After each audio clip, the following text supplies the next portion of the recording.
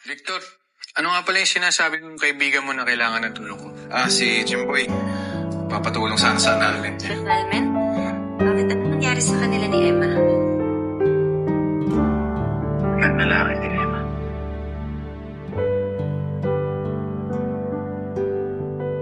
Interesting. Bira akong makakuha ng case na ang babae ng loloko. Silvia, yung Aligesos. Pinaalala ko yung kanina, di ba? My bad. Sorry, nakalimutan ko. Saka yung single malt whiskey na binili natin sa grocery. Kalimutan din. Ako, makakalimutin na ako. Ano ba yan? Ito na, sige. Sorry. Give me a minute.